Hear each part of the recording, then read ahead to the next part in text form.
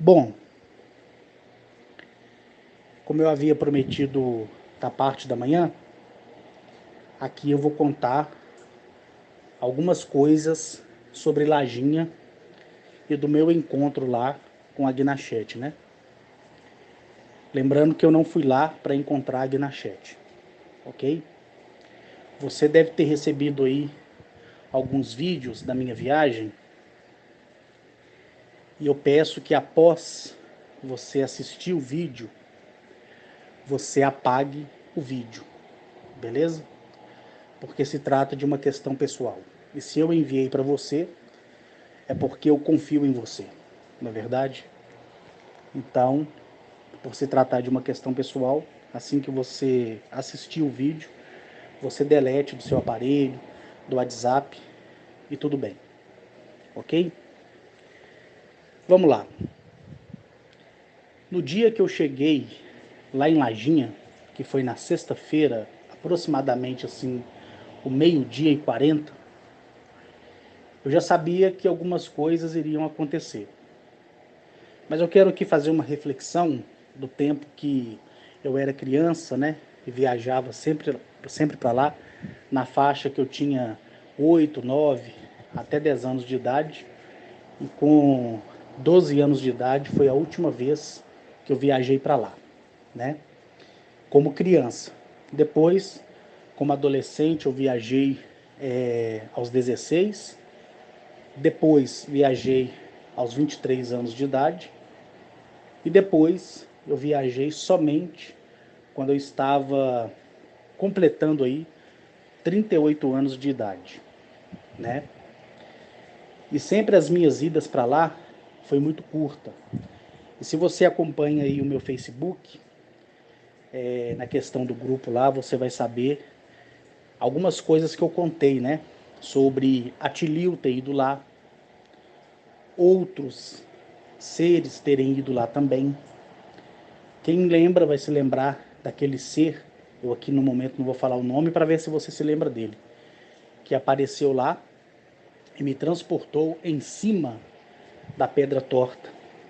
Inclusive até o Aurélio, né, o Marcos Aurélio do grupo aqui, ele pegou um vídeo do YouTube onde mostra uma pessoa filmando, né, a pedra torta com drone. Enfim, mas vamos falar da minha época de criança, né? Quando eu ouvia casos, né, de assombração, eu ficava perguntando onde tinha casas mal assombradas. Aí cada pessoa contava o que nós chamamos da linguagem mais para o interior, né? Causos, né? Causos e mais causos. E ali eu me afundava, né? Naquelas maravilhas. Enquanto alguns tinham medo, eu também me borrava de medo, mas porém eu gostava de ouvir, principalmente quando falavam do Saci Pererê, da mula sem cabeça, né? Que se quando a gente vê um redemoinho jogar uma garrafa, vai capturar o Saci. Então eram histórias, né, que a gente, como criança, gostava de ver, porque aquilo fazia parte da nossa vida, né? Então toda vez que eu ia, eu procurava uma pessoa mais antiga. E de acordo que eu fui me desenvolvendo, né, fui amadurecendo, as pessoas já não iam mais me contar aquelas histórias que eles contavam quando eu era criança. Então passaram a enfrentar a situação com mais seriedade, certo? E aí começaram, né, a aparecer histórias de famílias inteiras, né, que foram assassinadas e que a presença da pessoa permaneceu no lugar da família e a casa, a fazenda tentou ser vendida várias vezes, mas sem sucesso, porque todo mundo que comprava em um período bem curto de tempo passava para outra pessoa. Então essas coisas aí. Depois que eu me converti ao cristianismo, eu estive lá, mas eu fui com o olhar da fé, né? Então eu voltei naqueles lugares das lendas, dos causos, né? E realizava orações, levava óleo ungido para ungir os umbrais da porta, aquela coisa que a gente faz quando a gente não tem muito entendimento. Depois de 2007, quando eu encontrei com uma realidade que eu não sabia que existia, não ao modo que eu vi, né? E muito menos ao modo que eu queria ter enxergado. As coisas me foram trazidas, né, para a luz. Tudo foi trazido para a luz. E ali eu passei a ter um entendimento muito melhor, um entendimento muito aprimorado. Quando eu estive com o Aka e ele me mostrou como funciona a realidade dimensional, quando eu estive com o Zamaniel, que me mostrou que para cada abertura de espaço temporal e para cada manifestação de algo existe um código, um sigilo, né? Depois, quando eu compreendi e vi que realmente tudo que está ao nosso redor é energia, seja para o bem, seja para o mal, mas ambas são para o amadurecimento comum de cada um de nós, eu retornei a Lajinha. E eu me lembro de ter contado para vocês que eu estava no quintal, né, no terreiro dessa casa, que era um terreiro bem amplo, que é onde fazia a secagem do café. E ali todo mundo reunido, cada um sentado ali num tronco de árvore, né? Porque o pessoal, quando na época desmatava, eles cortavam, né, as partes mais grossas da árvore e fazia banco. Então todo mundo ali sentado no banco, conversando, começou a ventar muito, mas muito mesmo. E todo mundo ficou literalmente paralisado. O tempo parou. Para você ter uma ideia, até o passarinho que estava voando, certo? Ele parou no ar. O tempo ele ficou totalmente desacelerado, né?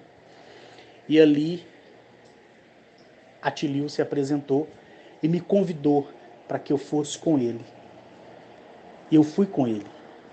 Quando eu entrei com ele naquela realidade dimensional que vai além de qualquer tipo de compreensão, até mesmo da minha, que soa muito a ficção científica, porque fomos acostumados, né, a assistir filmes com alto índice de efeitos especiais, visuais, justamente para quando houvesse no futuro um relato como desse agora, soasse muito como uma questão de ficção científica, né, de Hollywood. E isso prejudica muito a questão daquelas pessoas que procuram transmitir realmente o que viu. Se você disser, certo, que a tecnologia alienígena é uma tecnologia biológica e mecânica trabalhando com a mesma função, vai dizer que isso é ficção. Se for dito que sim, o espaço e o tempo não existe, que tudo é um giro de realidade, de um salto, que as pessoas chamam de salto quântico, as pessoas também vão dizer que isso é coisa de ficção. Se você dizer que você tem instrumentos para poder abrir uma barreira dimensional e atravessar essa barreira dimensional, as pessoas vão dizer que você está assistindo muito filme. Então hoje, quando nós assistimos filmes, né, de Hollywood ou de outras produtoras, né, asiáticas, orientais ou não, você fica logo ficcionado com a grandeza, a magnitude daquele trabalho, né, em cima do efeito visual, do efeito especial, que a cada dia no mercado tecnológico de software melhora a cada vez mais, justamente para que quando você contar para alguém a sua experiência, que pode ser equivalente ao que um dia foi mostrado em um filme, as pessoas vão dizer que você está plagiando, né? Então as pessoas ficam aborrecidas comigo porque eu conto detalhadamente aquilo que nem mesmo o filme consegue explicar.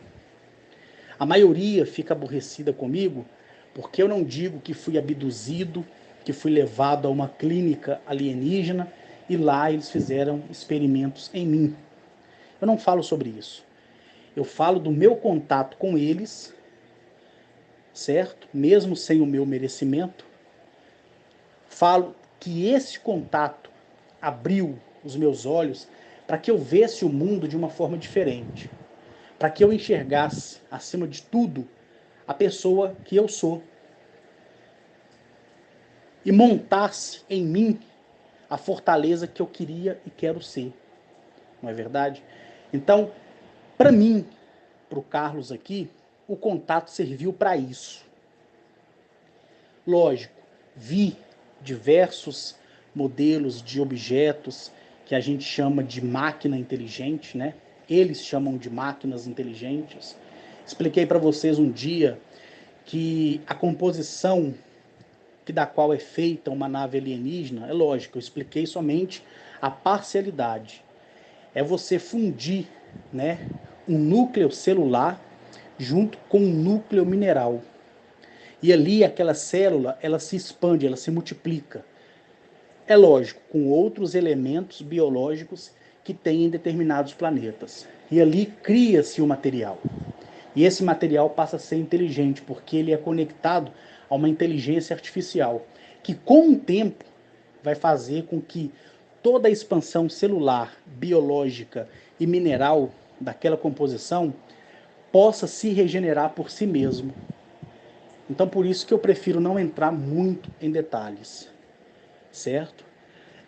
Em 2013, eu estive sendo entrevistado, né, por um americano que veio, inclusive, da Califórnia, onde mora uma das nossas amigas e irmãs, né, Graça Pimentel, e ele veio me fazer muitas entrevistas, né? E ali eu expliquei detalhadamente coisas que ele próprio ainda não tinha divulgado. E ele ficou impressionado. Por quê? Segundo ele, um especialista, né, um cientista ligado diretamente à Marinha Americana, que é o centro de pesquisa da Marinha Americana, tinha dito para ele algumas informações. E ele guardou essas informações por mais de 9 anos.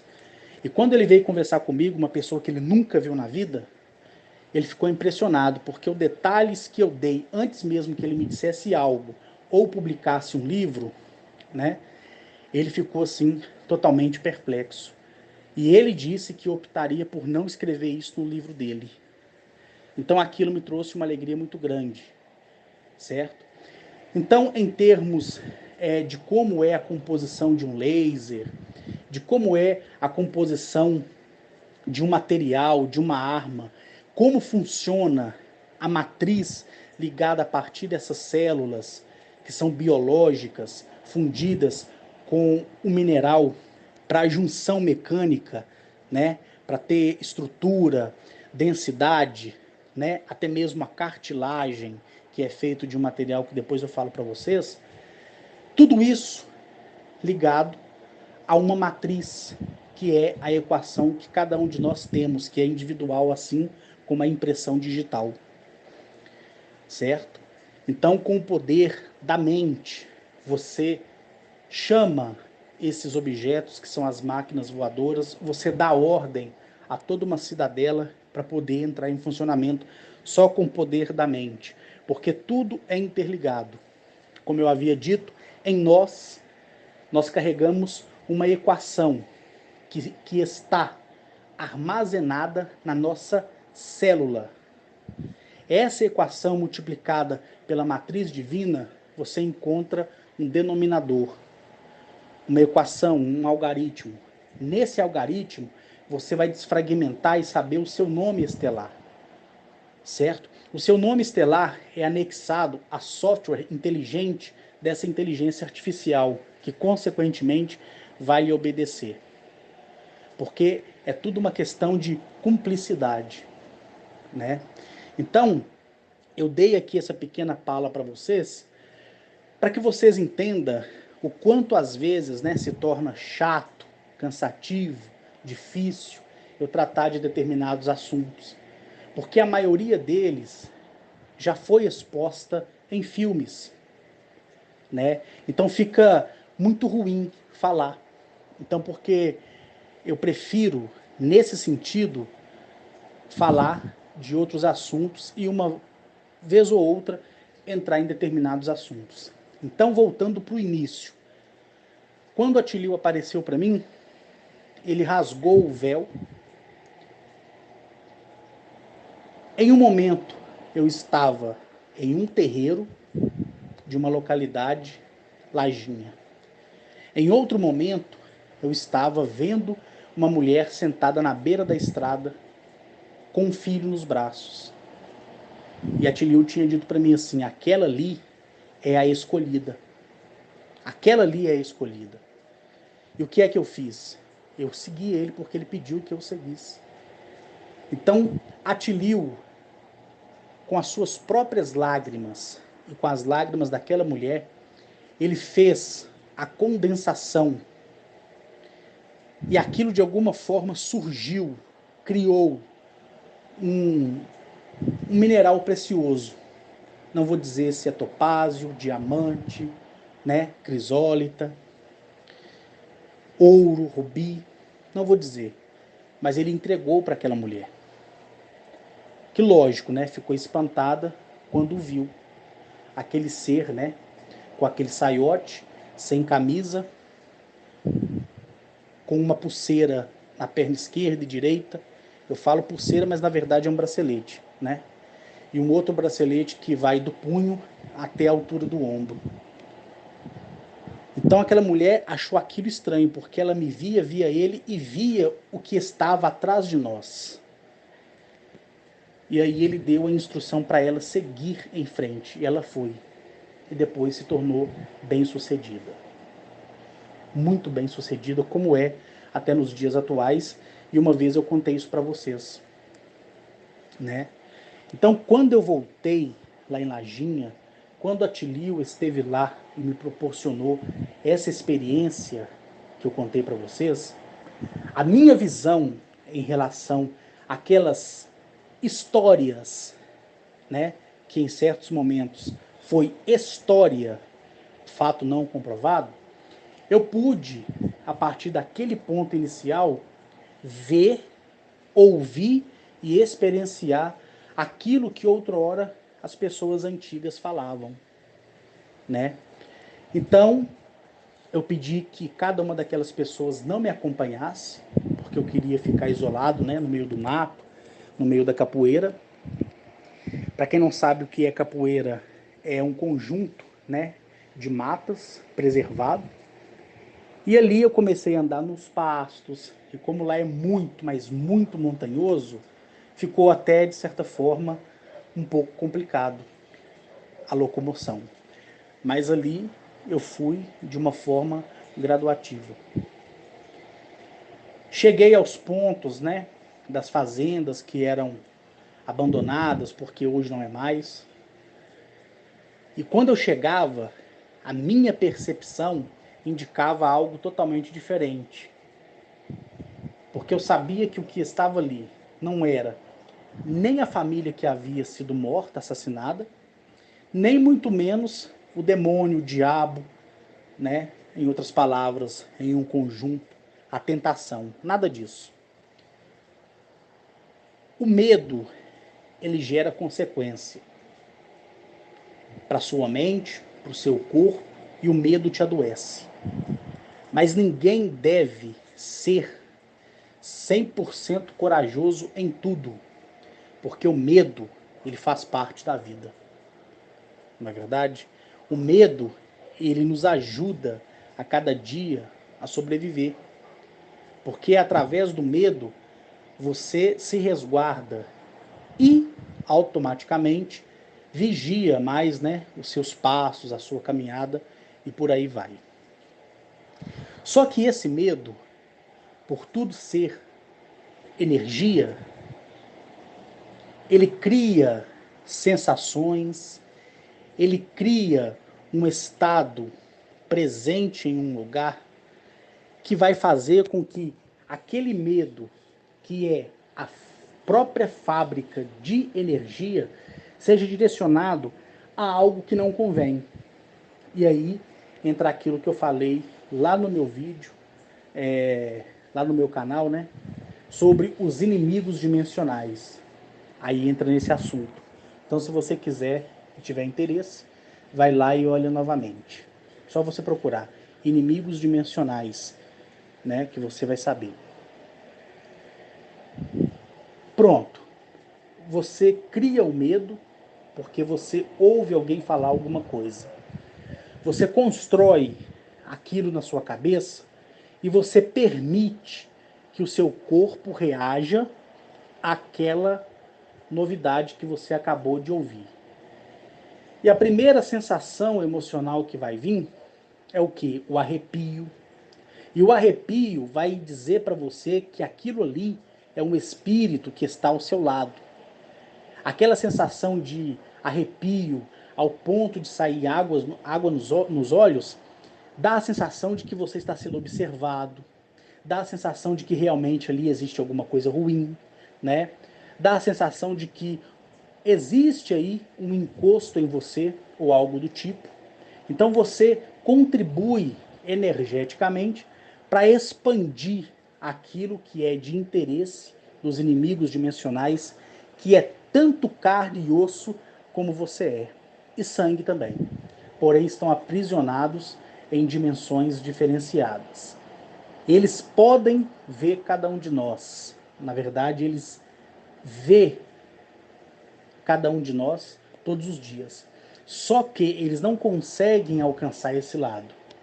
Mas a partir do momento que você mostra uma fragilidade, que você mostra um medo desnecessário, porque existe o medo, que é o medo que você usa para precaver alguma coisa, e existe o medo, né, que você tem tão somente pelo fato de você acreditar em alguma coisa.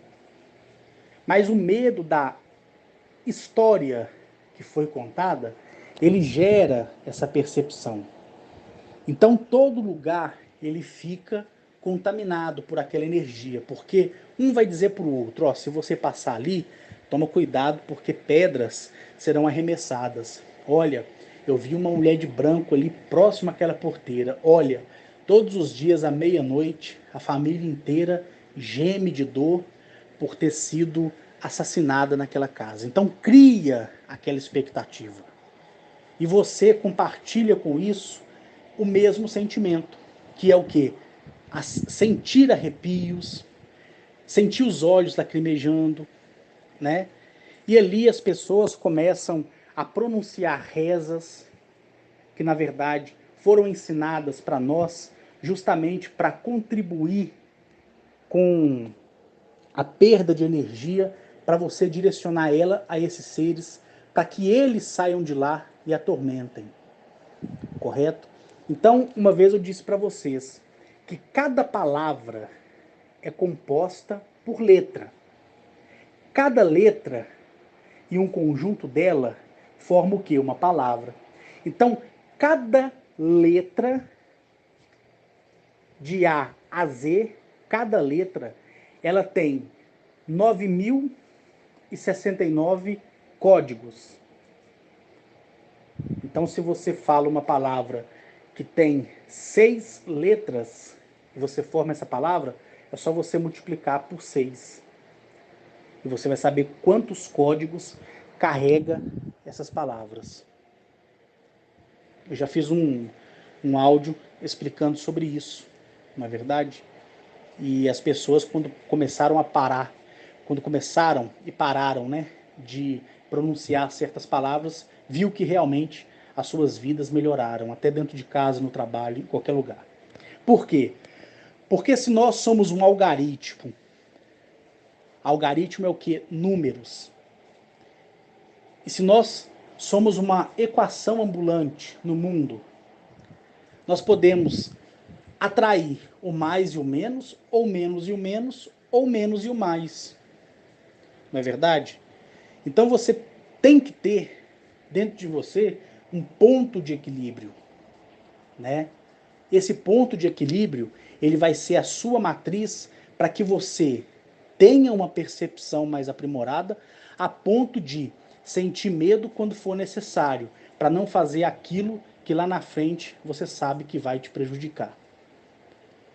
Mas quando se tratar da insinuação, do medo, da assombração, do desconhecido, você vai ficar totalmente neutro. Porque você vai entender e compreender. Porque o seu cérebro, a sua mente, ela produz por dia mais de 110 mil pensamentos. Só que você não consegue pensar todos eles. Imagina você encontrar um desses pensamentos e se posicionar somente nele. Você vai ver o milagre acontecer. Mas quando você pensa alguma coisa aqui, está pensando depois ali, está preocupado com aquilo lá, você esquece do primeiro fator que foi a chave de ignição para que você começasse a pensar e raciocinar. Então, o que eu quero dizer com isso? Eu quero dizer que o seu pensamento, em alguns momentos, como eu falei, ele pode se tornar o seu próprio inimigo. Tá entendendo? Ele pode se tornar o seu próprio inimigo. Porque ele vai dizer para você assim, olha, tome cuidado com o desconhecido, porque você não sabe o que tem lá. Não é verdade? Eu vou pegar aqui como referência, já que eu falei de filme, aquele filme, né, Esqueceram de Mim, o primeiro filme. Quando o ator, né, o personagem lá, do... Eu até esqueci o nome daquele ator. Eu esqueci o nome dele. Quando ele chega, desce no porão da casa para lavar roupa, porque ele ficou sozinho, a família esqueceu ele em casa. Ele vê, né, a máquina de lavar roupa e o lugar onde se seca a roupa abrir e se transformar em um monstro.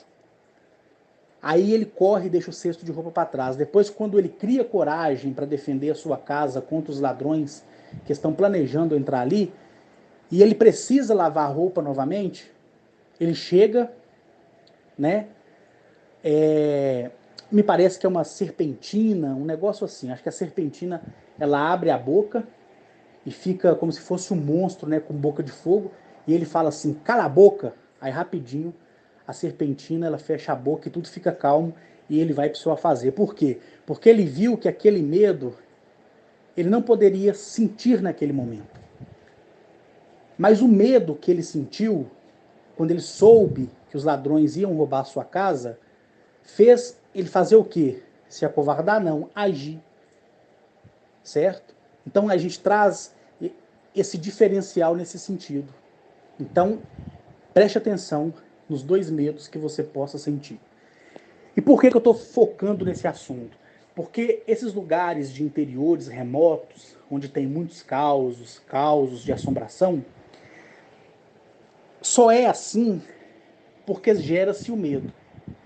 Mas se você perguntar a uma pessoa antiga, assim, para os maiores de 65 anos, 80 anos, como era no passado, ele vai dizer, olha, antigamente existia assombração, hoje não se fala tanto. Por quê? Porque a mente humana, ela está tão preocupada com o trabalho, ela está tão preocupada com a família, ela está tão preocupada com as contas e com tudo que vem aí, e ela não tem mais tempo de pensar nisso. Então, esse assunto se tornou besteira, e isso prejudica os inimigos dimensionais, certo? Que vão direcionar o quê?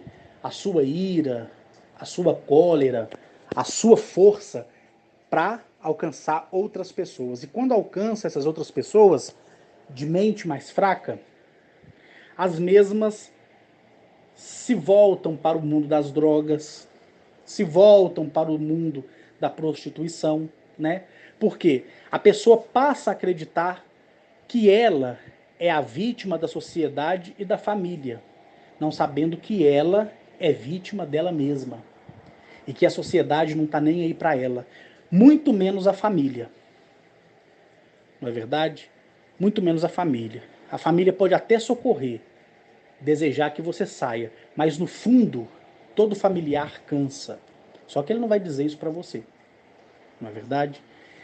Então, hoje não existe mais causos de assombração. Ninguém mais sabe contar isso. Isso era de 30, 40, 50 anos atrás, esse assunto predominava. Hoje não. Por quê? Porque a mente humana, ela passou a não querer se importar mais com esse assunto. Ela focou para outro lado. E para onde ela focou? Para o trabalho, para o pagamento de contas, certo? E aí, tudo, preste atenção, tudo na criação tem a tendência de se rearranjar. Tudo vai se rearranjando, tudo. Então, naquela época, para eles conseguirem sugar a sua energia e te destruir, falava-se da assombração. Hoje, com a informatização, fala-se da violência, do crime, da guerra. Por isso que eu sempre aconselhei você a nunca ficar assistindo esses jornais locais, né, que fala sobre morte, morte, morte. Por quê? Porque se você não for uma pessoa crua e seca, você vai absorver essa notícia. Então, quando você sair na rua, você vai sair com medo. Porque qualquer pessoa que passar perto de você e te olhar sem que você conheça, você vai achar que aquela pessoa quer te roubar, você vai achar que aquele homem quer te estrupar, você vai achar que aquele homem é um maníaco. Por quê? Novamente, o medo está sendo construído na sua mente. Tá? Então eu fiz aqui esse resumo para você entender. Agora vamos voltar de novo, tá?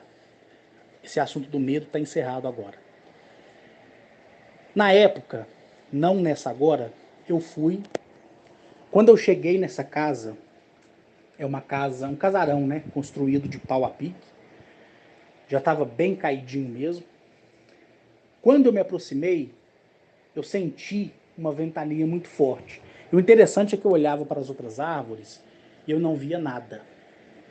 Mas quando eu olhava para um determinado lado, eu via muita coisa, né? E aí, quando eu pisei na varanda da casa, e as tábuas estavam bem podres mesmo, eu comecei a sentir arrepios, aquela sensação dos olhos lacrimejando, certo? E eu falei, caramba, realmente eu sou humano. Mas eu já estava com a minha percepção aflorada, mas o meu cérebro, a minha mente, estava dizendo assim, ó, toma cuidado, aqui é cheio de espírito. O espírito das pessoas que foram assassinadas aqui, há mais de 26 anos atrás, não querem sair dessa casa. Então por isso que ninguém consegue ficar. Eu falei, ah, deixa de besteira. Eu falei em audível voz. E aí quando eu olho para o quarto, eu vejo uma criatura semelhante a um macaco babuíno, porém com um focinho assim bem menor. E o focinho parecia ser um focinho de morcego, uma coisa muito estranha, né? E ele estava assim com a mão sangrando. Quando ele me viu, ele abaixou a cabeça, andou de um lado por outro, né? E eu falei com ele, me mostre qual é a manifestação. E aí eu usei um código e um sigilo. Automaticamente expandiu-se através dele, como se o corpo dele projetasse telas holográficas na minha mente. Então, se tivesse alguém ali comigo, ia ver o ser, porque ele é de carne, osso e sangue. Ele não é espírito. Mas ele conseguiu sair da dimensão e ficar dentro daquela parte porque as pessoas sentiam medo. E o medo era tanto que abriu uma fenda para que ele conseguisse ter força para sair. Mas ele não conseguia sair daquela localidade, daquele ambiente. Ele conseguia sim andar por ali, mas não conseguia ultrapassar um determinado lugar, certo?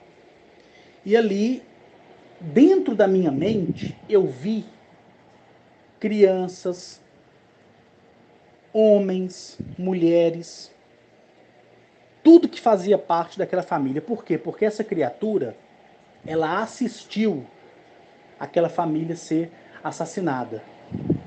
E ela tinha, como tem na memória dela, armazenada a feição de cada um daqueles integrantes daquela família quando foi assassinada, né? Então o que ele fazia é o quê? Usar a energia dele para projetar na sua mente aquilo que ele queria que você enxergasse. Então, quando as pessoas iam lá, porque lá tem um lago muito grande, muito antigo também, e as pessoas iam para pescar traíra, né? Porque é um lago que tem um fluxo de um riacho que vem, morre dentro do lago e dá vazão do outro lado. Então é um lago de água corrente. Então tem traíra, tem lambari, tem bagre, tem cascudo, tem piau, né? Então o que acontece? As pessoas, quando iam pescar ali e olhavam para casa, começava a ter aquela sensação. E a sensação era necessária para que esse ser de carne, osso e sangue projetasse na mente daquela pessoa aquela família sem braço, ensanguentada, com o corpo todo furado de tiro e o sangue vazando pelos buracos, né? Então a pessoa largava todo o seu instrumento e corria. E tinha pessoas que sacavam de suas armas e dava bastante tiro em direção à assombração. Lógico, não ia causar efeito algum, não é verdade? E ali, quando ele projetou isso na minha mente, eu perguntei para ele o motivo dele estar ali, mesmo já sabendo, mas mesmo assim eu perguntei. Ele disse que ele estava ali há mais de 31 anos. Ele demorou 4 anos em nosso tempo para armazenar o máximo de energia para ultrapassar as barreiras das dimensões. Então, se ele estivesse no gramado daquela fazenda, no pasto, quem passasse, olhasse de longe, enxergaria um macaco, porque é semelhante a um babuíno, né? Mesma coisa que você vê um babuíno, mas porém bem pequeno, correto? E com um focinho bem menor. Então, seria apenas um animal, não sabendo aquelas pessoas que se ultrapassasse aquela barreira ou tentasse chegar perto dele, seriam, né, atacados fatalmente e ele iria comer a carne dessas pessoas, né? Mas ele também não podia se dar o luxo de ficar sempre visível. Então ele comia, né, pequenos animais ali da região, não é verdade? Inclusive a lenda conta que algumas pessoas quando chegavam, né, à luz do dia lá na casa, escutava barulho, muito barulho. Então, como estavam é, em mais de uma, ele não se apresentava. Por quê? Porque se uma escapasse, ia noticiar. Se noticiasse, os caçadores iam para a região, né? E aí iam picotar esse ser que é de carne, osso e sangue no tiro. E muito tiro ele não aguentaria, correto? Então o que eu fiz? Eu desenhei no chão, que estava bem empoeirado, né? Alguns códigos, pronunciei algumas, quer dizer, desenhei alguns sigilos, desculpa, e pronunciei alguns códigos e automaticamente ele veio para o centro onde eu estava. E ali ele foi desaparecendo da minha frente. Por quê? Porque eu não tinha nenhum direito de matá-lo, destruí-lo, porque senão depois eu teria que apresentar contas. Não é verdade? Aí da outra vez que eu voltei, sem ser essa agora, eu perguntei, e a fazenda? Ah, a fazenda agora foi vendida, a casa foi jogada no chão e construíram outra no lugar. E dessa última vez que eu fui, eu fiz questão de ir lá na fazenda. Fui recebido muito bem, vi a casa, recordei tudo que tinha acontecido. E agora, se eu contasse para essa família que estava lá, será que eles acreditariam? Não, não acreditariam, certo? Não acreditariam. Um outro fato, a pedra torta, né? A pedra torta, ela é um pedaço imenso de rocha que na verdade é uma lasca de uma antiga árvore, certo? Que existia há milhões de anos atrás ali. Lembra que eu falei para vocês que toda a nossa matéria não era a base de carbono, e sim de silício? Então, quem lembra, recorda do que eu falei. Então, se você quiser, pode pesquisar aí na internet. Coloque aí árvores gigantes de silício, gigantes petrificados. Você vai ver muita coisa interessante, né? E aquilo ali é verdade. É absurdo, é loucura, é tapiação, mas no final das contas, todos assistiremos de camarote a verdade ser falada, né? Então essa pedra nada mais é do que uma lasca, uma ponta de lasca de uma árvore antiga que foi derrubada, né, pelos antigos Néfilins, correto? Então vamos lá. A pedra torta. Para você chegar perto dela, eu fiz aí a filmagem, né, e você viu aí que ao redor dela tem muita mata fechada. Você tem que dar a volta por um outro lado. Da penúltima vez que eu fui, porque a última foi agora, eu fui próximo à Pedra Torta. Não naquele dia que eu fui levado pelo ser, fui por conta própria mesmo.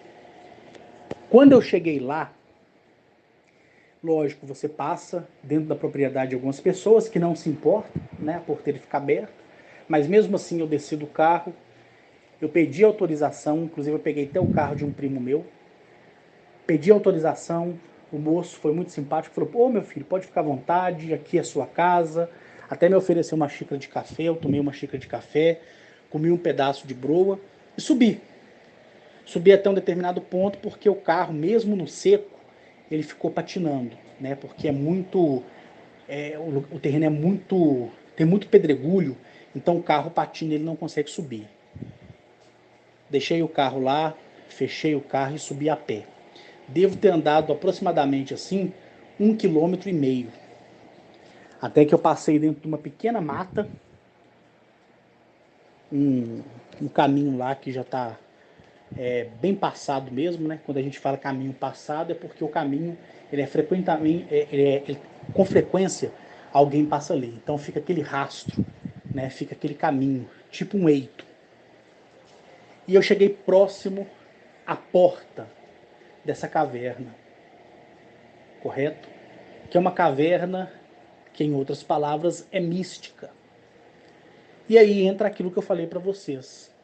O misticismo das pessoas faz com que inimigos dimensionais tenham força para sair de suas dimensões, correto?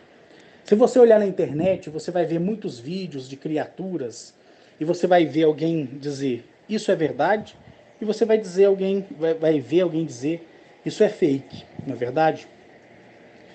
Mas independente do que o seu coração, do que sua mente diz, se é fake, se é verdade, um dia a verdade será mostrada.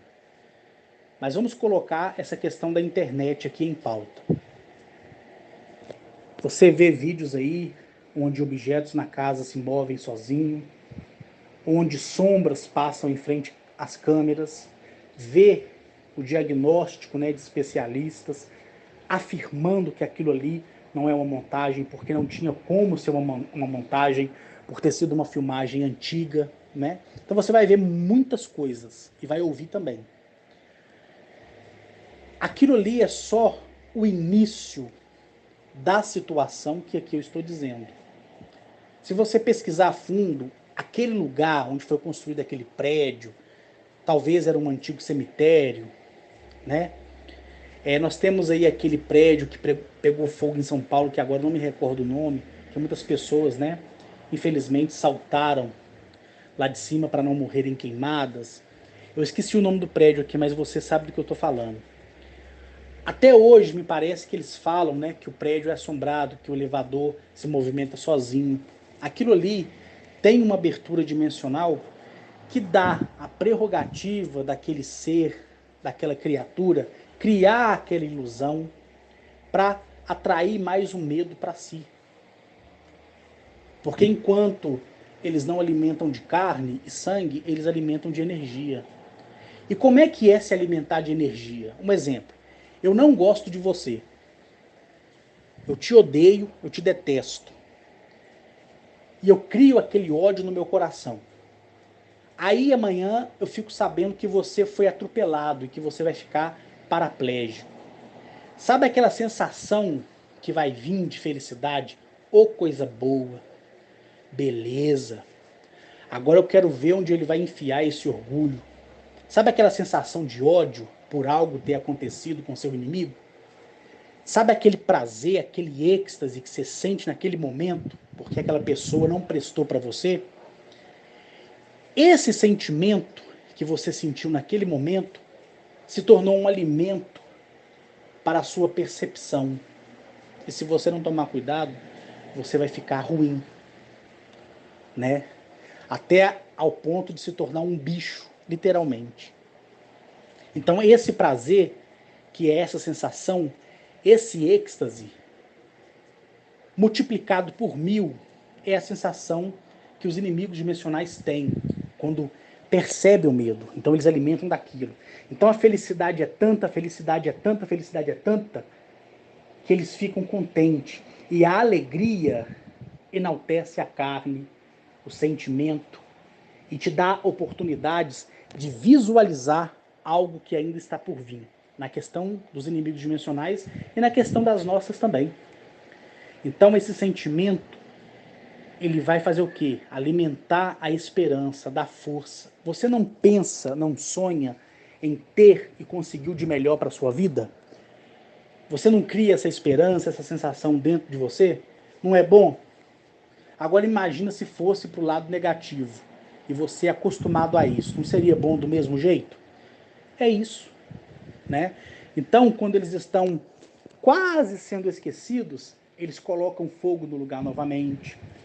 Eles convencem uma pessoa a saltar do lugar e cometer suicídio e por aí vai, né? Então, na pedra preciosa lá, que é a pedra torta, não é diferente. E qual é a lenda da pedra torta? Conta os antigos, né, da época, que a mãe do ouro, ela descia. Então, toda noite de lua cheia, via-se, né, como uma segunda lua no céu, descendo atrás da pedra. E as pessoas ficavam apavoradas, se trancavam nas casas, né? Depois disseram que viam cavalos sem cabeça, pastando no lugar. Veja bem, como um cavalo sem cabeça vai pastar, não é verdade? Viam crianças, né, pretas, em cima da porteira, com uma perna só. E essa criança saltava de cima da porteira e pulava e roubava as pessoas que estavam lá. Roubava fumo, roubava cachimbo, essas coisas. Então aquilo foi alimentando isso nas pessoas. Então dizia que a abertura ali da pedra torta era onde morava as coisas ruins. Era onde existia o saci pererê, o curupira, a mula sem cabeça, né? O pai do mato e uma antiga serpente que ali morava. Correto? Quando foi me dito a primeira vez serpente, eu imaginei ser uma cobra muito gigante, como foi a que eu vi lá na Amazônia. Igual eu expliquei para vocês, aquela vez no áudio. Depois que eu amadureci, depois de 2007, que já vai fazer já 13 anos, né, que eu estou junto com eles, eu quis entender essa questão da criatura réptil, porque a palavra réptil ficava muito vaga. E foi aí que, na penúltima vez que eu estive lá, que eu fui na pedra, eu entrei, é um umbral de porta gigantesco, muito bem feito, muito bem recortado, tá? Não tem nenhuma pintura rupestre lá dentro. Você precisa de uma lanterna muito forte para você iluminar as paredes da caverna e o teto dela, porque é muito alto, né? E quanto mais você entra, mais escuro fica. Então você corre o risco de ser picado por cobra, lacraia, escorpião. Você corre o risco de ser contaminado pelas fezes do morcego, né? Ou corre o risco de algum morcego ali raspar as unhas em você e você pegar uma doença como a raiva. Então você tem isso, né? Esse perigo. Então, não é por esse perigo que as pessoas não vão lá. É por causa da lenda. É por causa das criaturas projetadas. Algumas realmente existem. Outras é a projeção que esse ser passa, transmite para a mente daquela pessoa.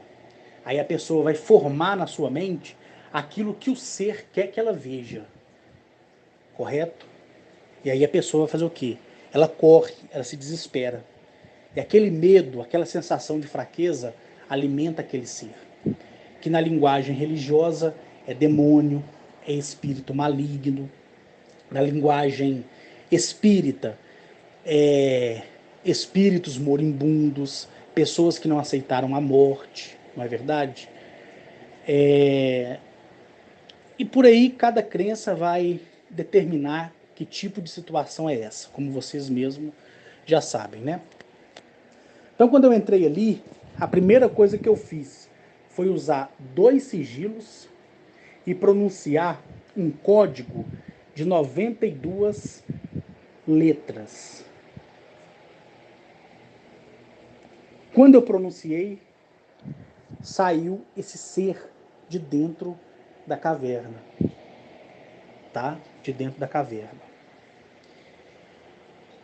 Quando ele saiu, é um trem muito esquisito.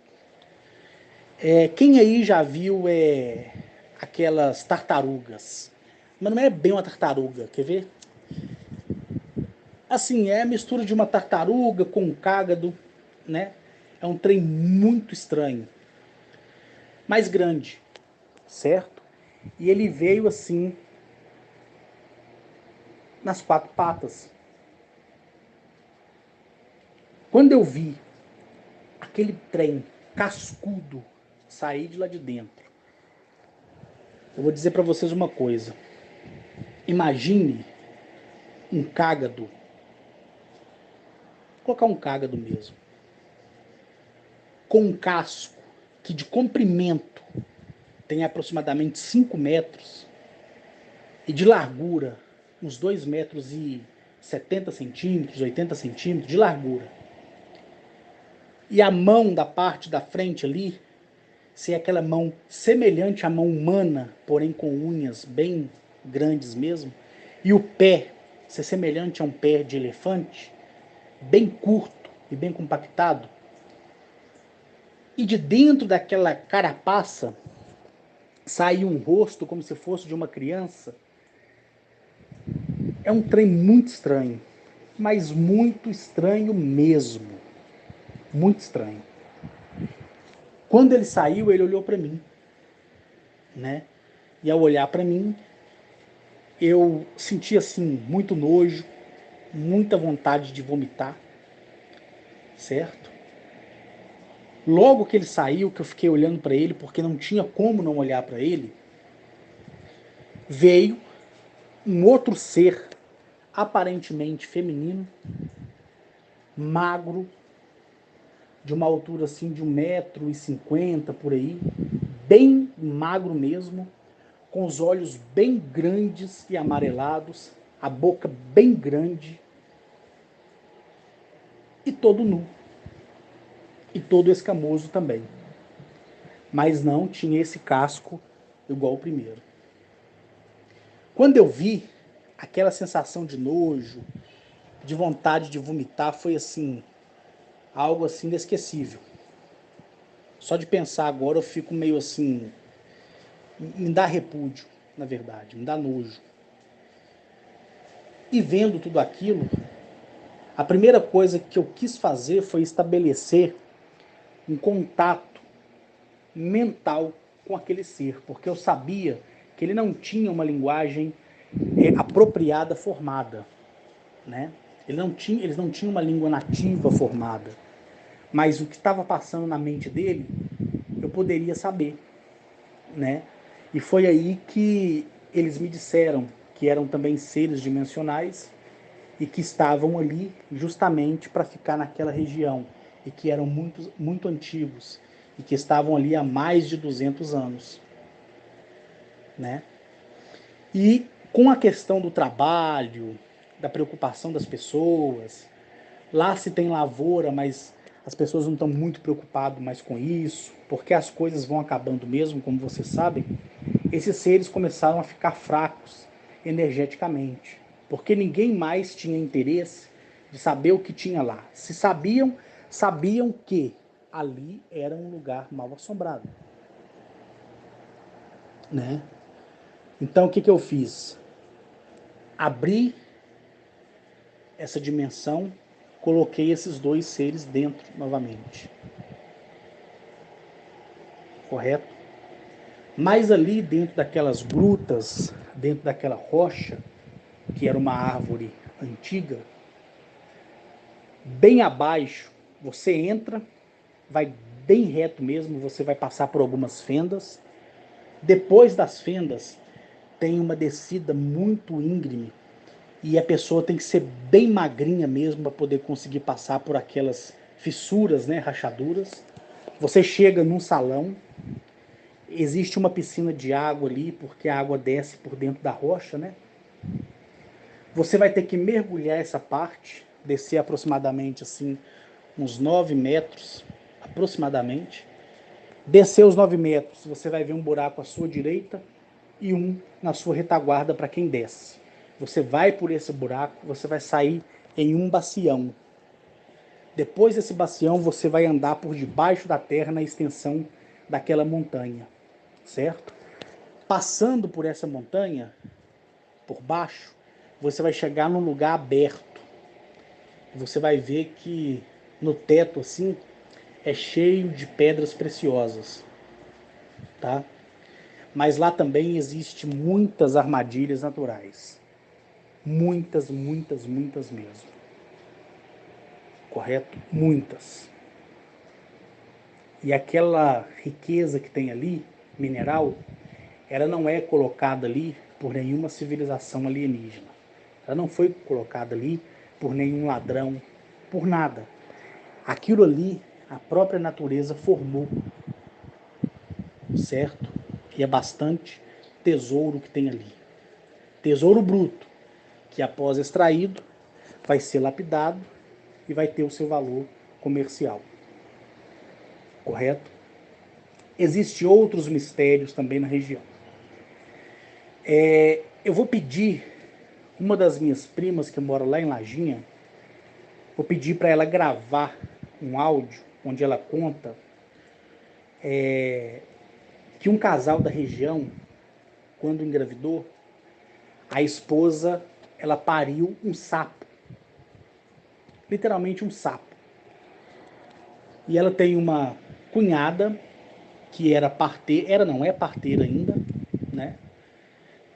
E nessa época, essa cunhada, preste atenção, gente, ela foi fazer o parto de uma família que morava no pé da Pedra Torta.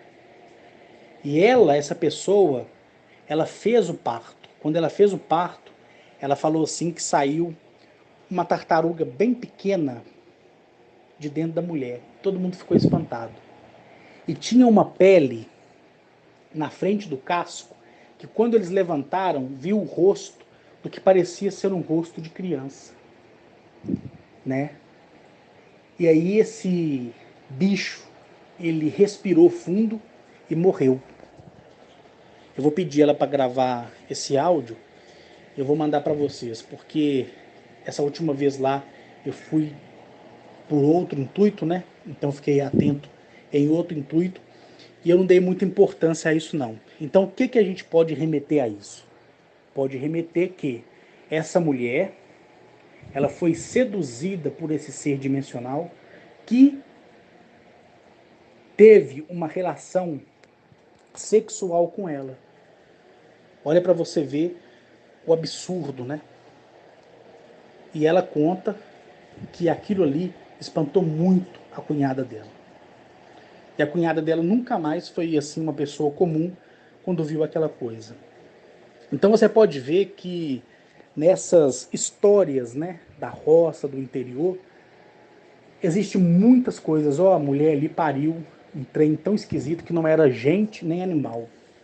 Tem muito caso assim. Por quê? Porque esse ser ele não vai permitir que você veja ele como ele é. Ele vai se apresentar-se como um anjo ou como um demônio para você fazer um pacto. Se ele requerer uma situação ou uma condição sexual e você se relacionar sexual, você vai tocar, vai sentir, porque a projeção ela é material, ela vai invadir sua mente. Você pode estar tocando uma árvore ou uma pedra achando que está tocando aquela pessoa. Então ele próprio se projetou naquilo que ele queria ser. E aí aquela mulher caiu na sedução. Só que o fruto que foi gerado foi condenado pela própria natureza, porque não podia existir na face da terra. Correto? Então, se você olhar essas histórias, se você tiver um dia interesse de ir para o interior bem remoto e procurar saber desses assuntos, você vai ouvir muita coisa e você vai correlacionar com isso que eu estou te dizendo aqui. Correto? Então vamos lá. Finalizei já essa parte, tá? Dos causos. Agora a última parte é a Gnachete, né? Bom, essa minha ida, eu procurei fazer pequenos vídeos, né? Mostrar para vocês. E nesses vídeos que eu mostrei para vocês, tem um que eu estou indo de carro, justamente próximo aos pés da Pedra Torta. Só não deu mais para subir porque lá na região tinha chovido muito e aí tinha muito barro e o carro não era tracionado. E aí eu fiz aquele vídeo lá e mostrei para vocês. Só que na volta eu fiquei para trás. Até um dos nossos primos lá, ele falou: poxa, cara, você vai ficar para trás aqui agora que já está bem tarde? Eu falei: não, eu vou ficar, qualquer coisa eu vou caminhando, eu vou a pé, não tem problema não. E eles ficaram preocupados, né? O pessoal do interior é muito preocupado. Eles ficaram preocupados, né? Porque assim, eu ali, sozinho, por mais que eles saibam de mim, mas a preocupação vem, principalmente pro pessoal do interior mesmo, né? Aí meu primo falou assim, ó, foi o seguinte, fica aí tranquilo, de boa, que a gente vai descer aqui e ir na casa de um compadre nosso. Daqui mais ou menos umas meia hora a gente sobe, pode ser? Eu falei, pode, não tem problema não. Eles saíram, eu encostei assim, próximo a um barranco, né? E fiquei olhando para a pedra torta. E fiquei imaginando tudo isso que eu acabei de contar para vocês. Todo aquele momento que eu vivi aquele dia, que foi a penúltima vez que eu tinha ido. De repente, eu olhei para o chão, as pedras, né, os cascalhos do chão que estavam tampados pelo barro, começou a se elevar do chão, como um magnetismo gigantesco estivesse passando por ali. Então é como se aquelas pedras, aqueles galhos, aqueles ramos fosse feito de imã e o outro imã maior quando passasse se atraísse. Foi aí que depois tudo estabilizou e ficou assim, literalmente flutuando. Bem devagar, mas ficou flutuando. Foi aí que eu olhei à minha esquerda, no segmento da estrada, e eu vi a Gnachete literalmente em pé e descalço, como ela gosta de ficar. Porém, a sola, né, o solar do pé dela, a sola, ela não toca no chão. Fica milímetros, mas não toca no chão. A não ser que ela queira, né? E ali eu me aproximei dela. Tratamos, né, alguns assuntos pessoais entre eu e ela, principalmente assuntos quanto à movimentação que ocorre no sistema solar, movimentações que estão ocorrendo também em outros sistemas solares. Falamos das reuniões da federação, não só dessa galáxia, mas como de outras galáxias também. E apresentei para ela, mesmo ela já sabendo, mas é por uma questão de costume mesmo, o motivo. Mas não foi assim, ó, eu estou aqui por causa disso. Não. Eu falei para ela, eu estou aqui, como tu mesmo sabe, justamente para buscar uma resposta. E aí ela falou comigo assim, você não vai ter essa resposta. Tu não terá essa resposta. Quando ela falou aquilo, eu senti muita felicidade, porque eu sabia que o meu coração não estava enganado, né? E ela disse que eu não devesse me preocupar, porque eu não precisava de nenhuma resposta daquela, em vista daquilo que eu aprendi ser representado por mim mesmo. Foi o que ela me disse, né? E com isso, lógico, vendo ela ali, do jeito que ela é, em carne e osso, tendo ali todo o espaço para grandiosidade que ela representa para mim, e não precisa representar para você jamais, mas para mim representa muito. Ela ficou assim, aproximadamente, acredito eu, apesar de não ter cronometrado no relógio, vamos julgar por alto, uns 14 a 20 minutos ali comigo, né? E ela me pronunciou coisas maravilhosas que eu precisava ouvir. Ali, junto com ela, relembrei alguns momentos que com ela estive em alguns planetas. Falei para ela de quanto estou ansioso para poder apresentar as pessoas que foram escolhidas por eles, para que veja eles como eles realmente são.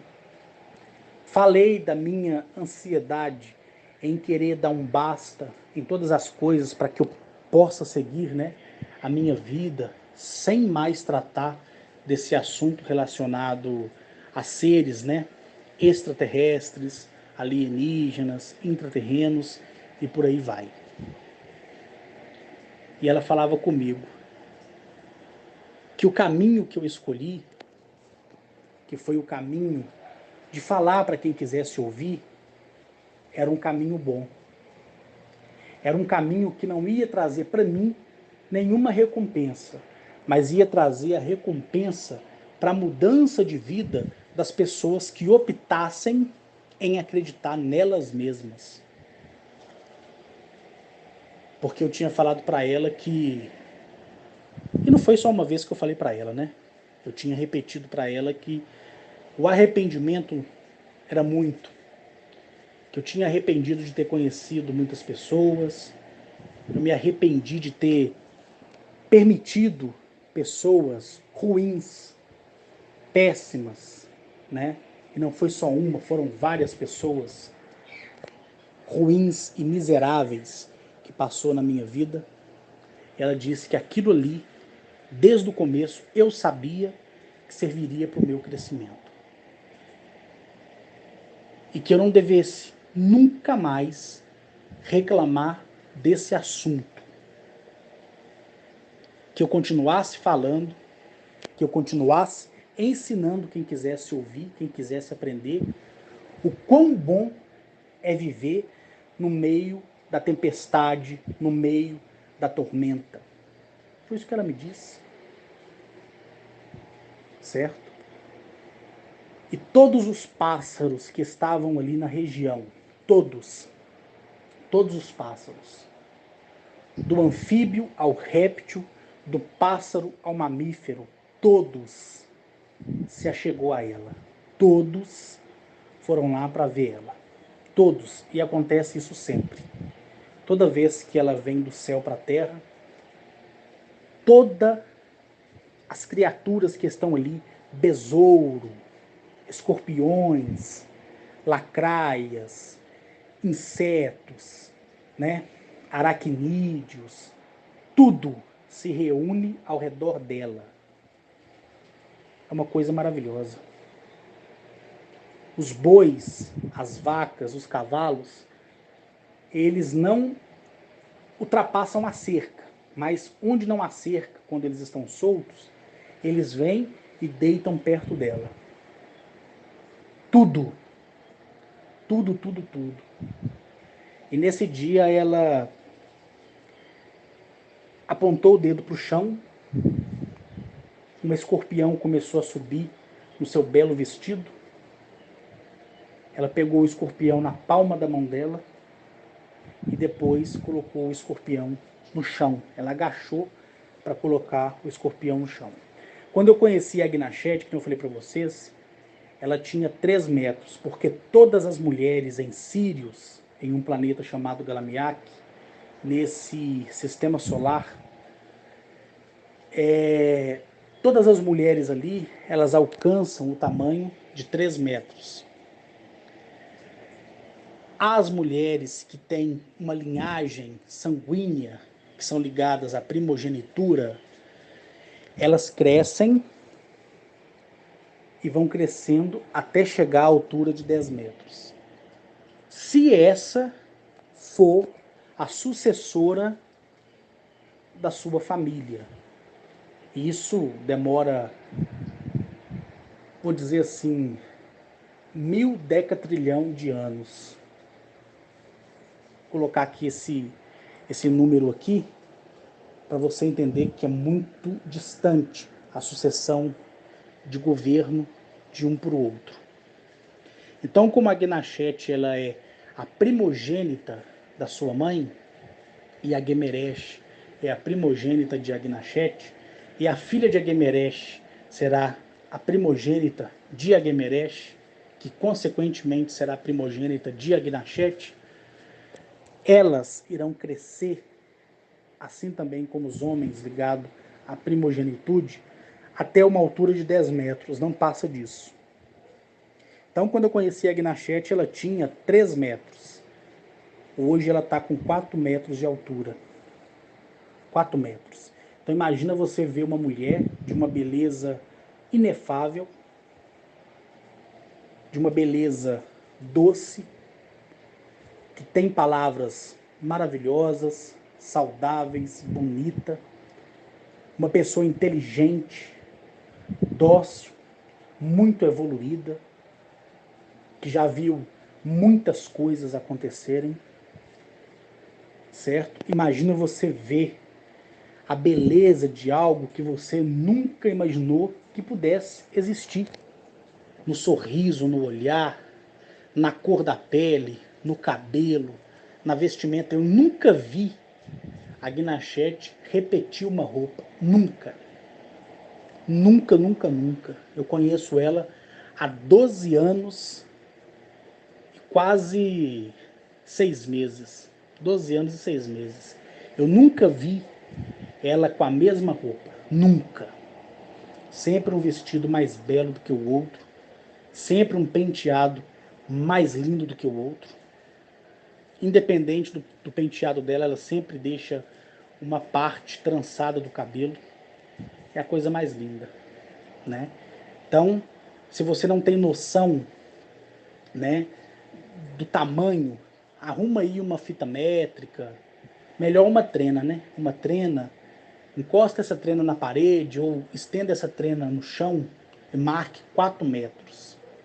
Depois tenta elevar esse tamanho para o alto, para você ver e compreender o tamanho dela, certo? Então, depois que ela falou comigo essas coisas, o que ela quis dizer quando ela pegou o escorpião e não me falou nada? Porque quando ela pegou o escorpião no chão, ela olhou para mim, né?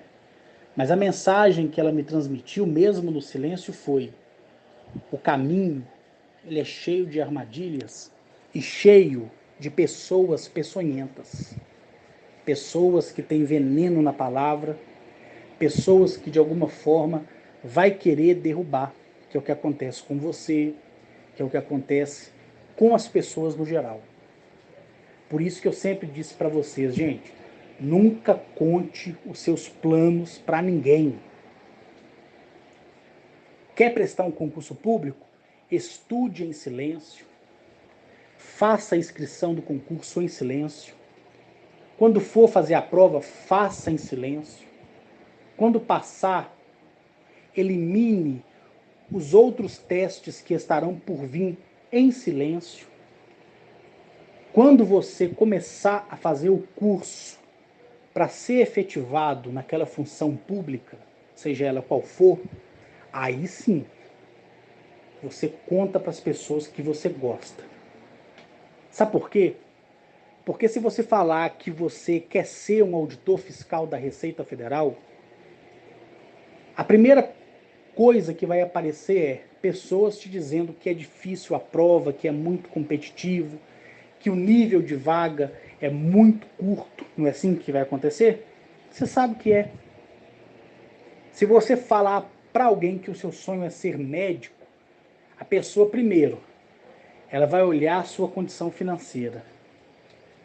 Ela vai te julgar pela sua condição financeira. Ela não quer saber se você tem capacidade ou não. Ela vai dizer, o curso é caro. Está em torno de 7, 8 mil reais por mês. Não é verdade? Por quê? Porque você fala e aí, como um escorpião, na sua forma natural, no meio ambiente, ele é agressivo, né? A pessoa, talvez até inconsciente, ela vai ser agressiva com as palavras dela e vai dizer, é muito difícil, talvez você não consiga, é muito competitivo. Se você, ano que vem, esse ano na verdade, né, for prestar o Enem, estude sozinho. Se tiver condições de fazer um cursinho, faça.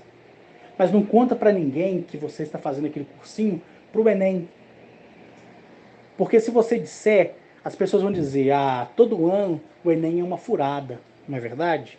E aquilo vai te desanimar. Porque você aceitou aquela palavra. E por você ter aceitado aquela palavra, aquilo vai ser veneno para sua mente. E aí sim você não vai conseguir. Certo? Então, tomem cuidado pelo caminho que vocês estão andando. Se anda com retidão. Seja reto no caminho de vocês. Você não precisa e nem deve ser perfeito. Pelo contrário, você tem que ser imperfeito. Para que as pessoas te vejam e te respeitem pelo que você é. Não pelo que você tem. Nem pelo que você possa ter.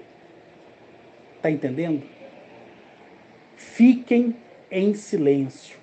Vai comprar uma casa? Tá com dinheirinho para financiar? Não conta para ninguém, não peça conselho para ninguém. Não faça isso. Vai lá, olha a casa, gostou da casa? Olha outra.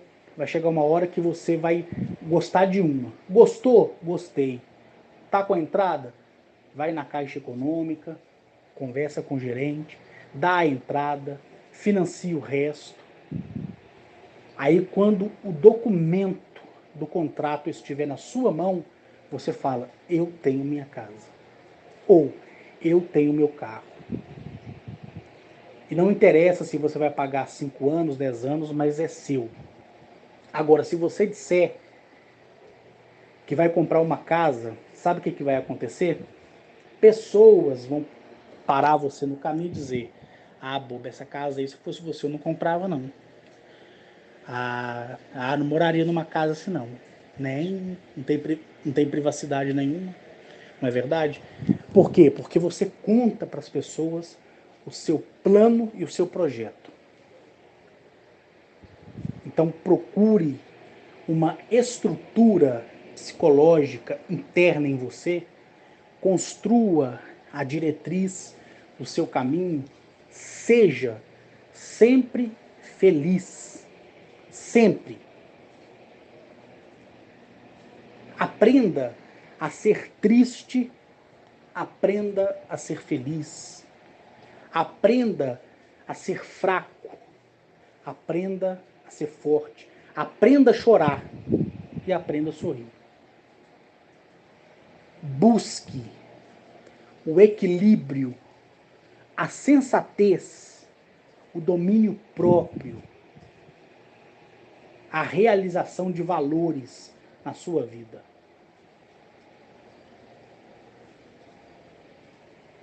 Ande sempre com retidão. Busque sempre a verdade que só você tem. Porque a minha verdade, ela não pode e nem deve ser a sua. Nem a sua deve ser a minha. Porque somos construídos de forma independente. Deveríamos sim ter pensamentos coletivos, mas somos diferentes porque aprendemos assim. Fomos construídos assim. Então seja independente em tudo, na escola, no trabalho, na faculdade, no relacionamento. Aprenda a ouvir, aprenda a respeitar. Se tiver que ser intolerante, seja, mas de uma forma saudável, para colocar em pauta uma discussão que vai favorecer os dois, tanto no trabalho como na relação, na vida pessoal de um modo geral. Sonhe. Tenha sempre esperança. Se está esperando 5 anos, ótimo. Se está esperando 5 dias, ótimo. Se está esperando 5 horas, ótimo. Se está esperando 50 minutos, ótimo. Se está esperando 5 minutos, ótimo. Se só falta 5 segundos, ótimo. Como dizia Renato Russo, né? Quem espera sempre alcança. E o ditado popular: a esperança é a última que morre. Na verdade, quem realmente tem esperança em alguma coisa, nunca vai morrer na praia. Pode passar o tempo que for, que quando chegar a hora, todos, não alguns, mas todos os seus objetivos serão concretizados. Tenha um pensamento fixo, raciocine, crie uma meta para você. Procure o de melhor para a sua vida. Não tenha vergonha da sua sexualidade, não tenha vergonha do seu relacionamento, não tenha vergonha da família que você tem, não tenha vergonha do trabalho, da função que você exerce, não tenha vergonha da roupa que veste, se é nova, se é velha, não tenha vergonha de si mesmo. Nunca. Se tiver que sair na rua com um sapato de uma cor e o outro de outro, saia. Eu garanto para você que se você passar por um consultor de modas, ele vai ser o único que na multidão vai te elogiar, por você ter sido original. Foi isso aí que os homens e as mulheres do espaço te ensinou, Carlos? Foi. Trazendo para nossa interpretação nativa, no nosso linguajar nativo, na nossa língua nativa, o português, a interpretação é essa. Seja o que eu quero ser, o que eu quiser. Tenha o que eu quiser, desde que seja de uma forma justa, limpa e digna. Aí você vai chegar onde você quiser.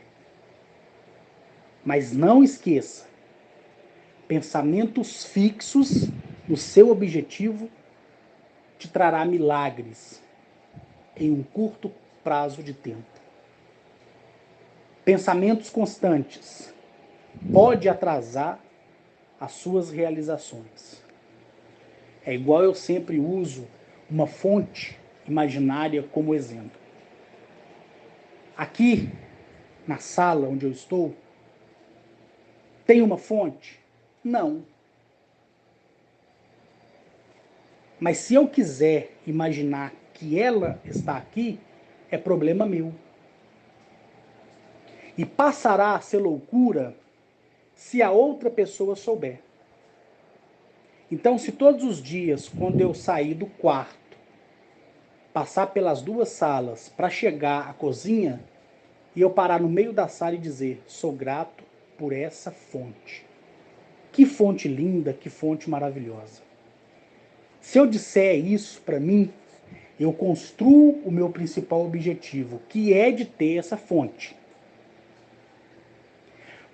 Mas, se algum amigo ou alguma visita estiver aqui e eu levantar e passar e parar no meio da sala e agradecer pela fonte que na cabeça deles não existe porque eles não estão vendo, eles vão rir e me chamar de doido.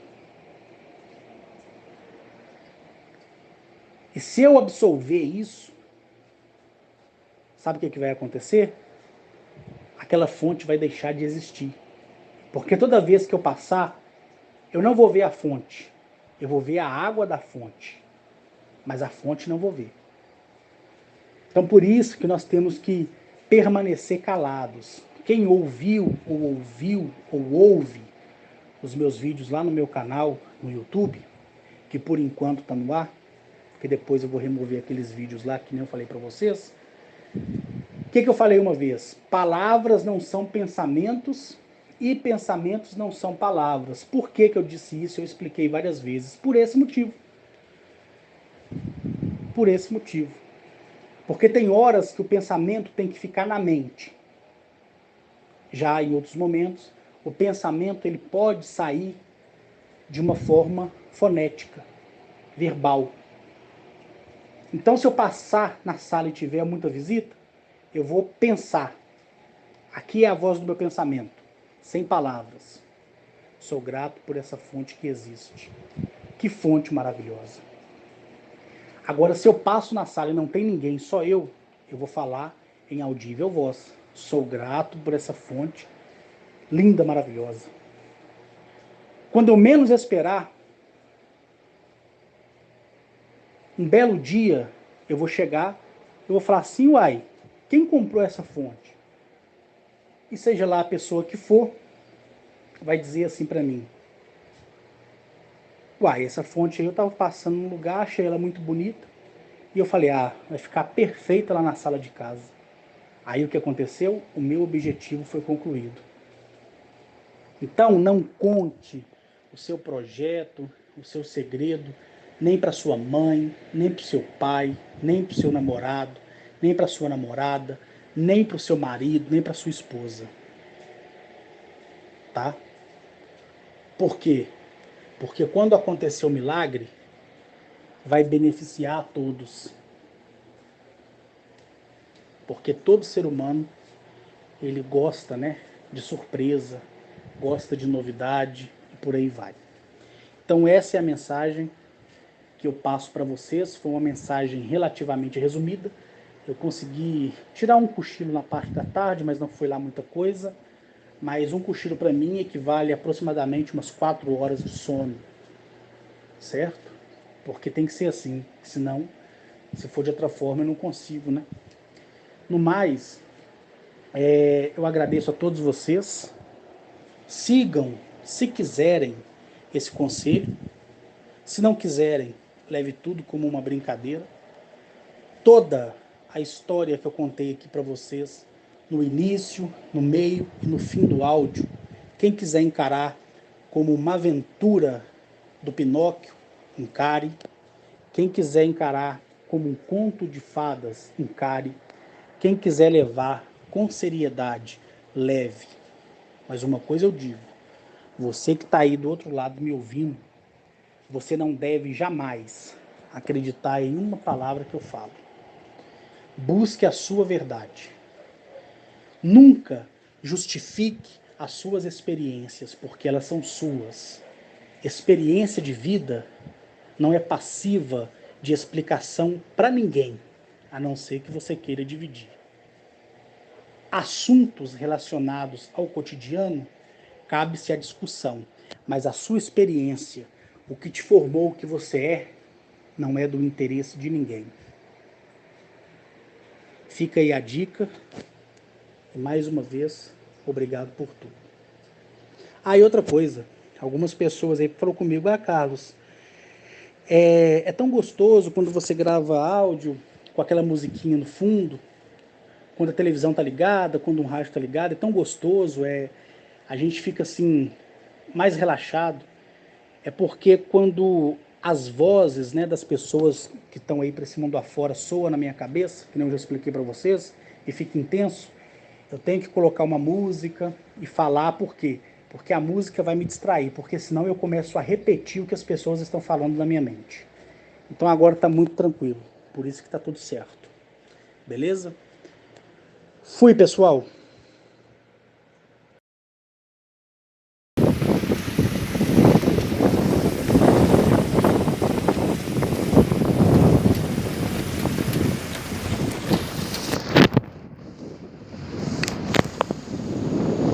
Bate é bonito, né? É sim, A não natureza é é maravilhosa. A natureza é maravilhosa, olha.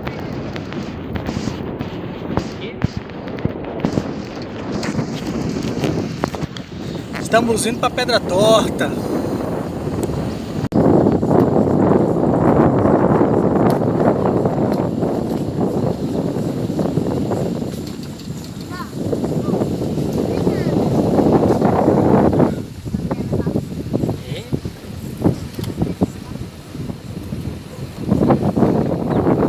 Tchau, Juliana. Quer ficar daqui? Na volta eu faço aqui na Aham. Você quer passar uma vez?